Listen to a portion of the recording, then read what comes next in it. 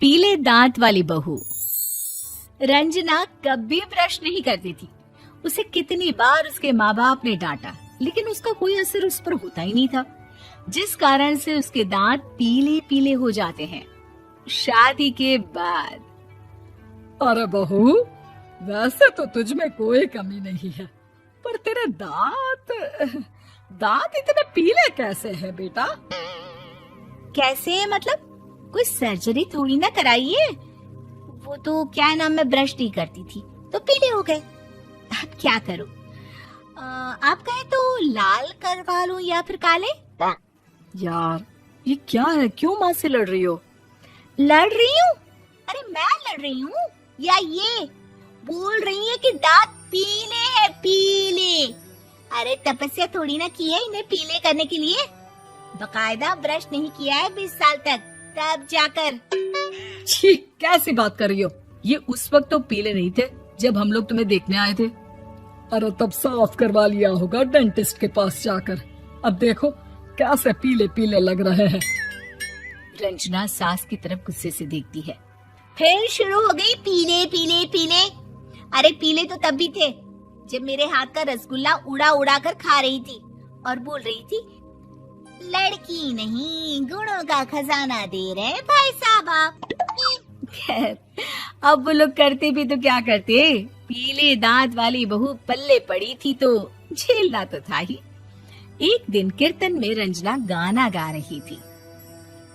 अरे कमला बहन, माँ का द्वार है, यहाँ तो सब शुद्ध होकर आते हैं, फिर अपनी बहू को ब्रश भी नहीं करवाती तुम। दूर से पीले पीले दांत भक्ति में बाधा उत्पन्न कर रहे हैं।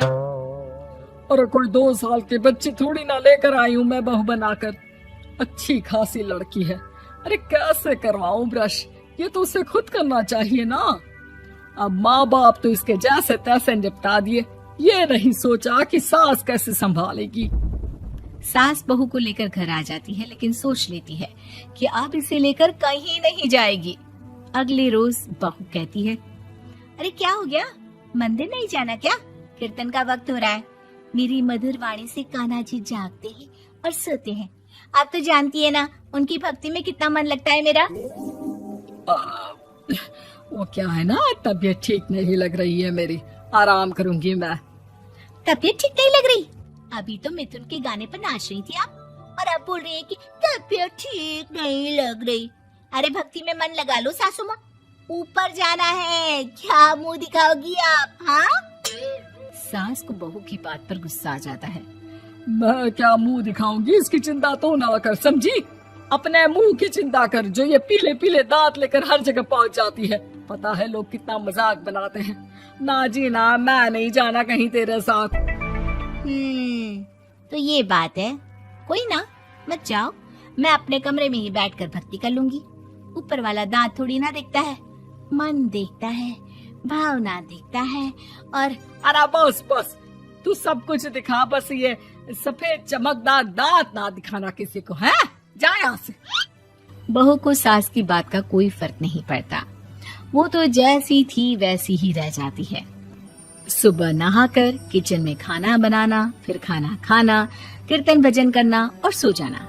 एक दिन, माँ जी मैं सहेली के घर जा रही हूँ, शाम को लेट आऊंगी। हाँ हाँ तो जाना, मैंने कौन सा तेरी आरती करनी है घर पर बैठकर। रंजना सहेली के घर जाती है, जहाँ वो पार्टी में जाने की तैयारी कर रही होती है। अरे शिखा, कहाँ जाने की तैयारी कर रही है? मैं गलत वक्त पर आ गई क्या? अरे नहीं यार, उल्टा सही वक्त पर आ गया। मैंने ये साड़ी और ज्वेलरी निकाली है यार, शाम को इनके ऑफिस की एक पार्टी में जाना है। बताना कैसा लग रहा है ये सब? नहीं यार, इस ड्रेस के साथ तो वो वाली ज्वेलरी अच्छी लगेगी।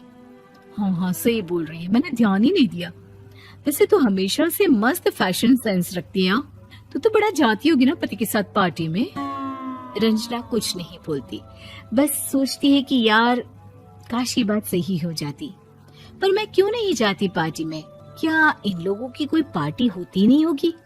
रंजना घर आती है और रात में पति से सवाल करती है, एक बात बताइए, आप मुझे किसी पार्टी में क्यों नहीं ले जाते? क्या आपकी यहाँ ऑफिस में पार्टी नहीं होती?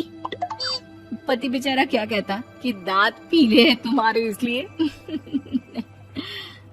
अरे कोई पार्टी होती नहीं हम लोगों के ऑफिस में, तो कहाँ से लेकर जाऊं? और मार्केट, मॉल, कहीं वीकेंड घूमना, कहीं तो। अरे यार, सारे हफ्ते में एक छुट्टी मिलती है, तो सोचता हूँ कि आराम ही कर लूं। क्यों? रंजना मन मार के रह जाती है। पहले कभी सास के साथ मंदिर जाया करती थी, लेकिन वो भी सास ने ले जाना बंद कर दिया।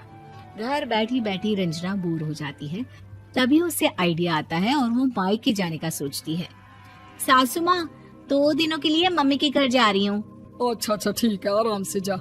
और हाँ, माँ से कुछ अच्छी आदत सीख कर आना कि कैसे शरीर के हर भाग की तरह दांतों की सफाई भी जरूरी होती है, समझी? शुरू हो गई ना आप। वो लोग आपकी तरह नहीं है कि छोटी छोटी बात का बतंगड़ बना दे। उन लोगों के लिए मैं मायने रखती हूँ, ना कि मेरे पीले पीले दांत।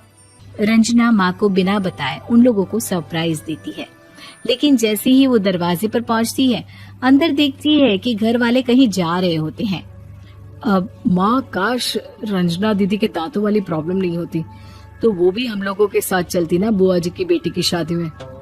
हाँ बेटा, लेकिन अब उसे कौन समझाए कि उसको उसके पीले दांत नहीं दिखते, लेकिन उसके आसपास के लोगों को कितना एम्बैरेसिंग फील कराते हैं।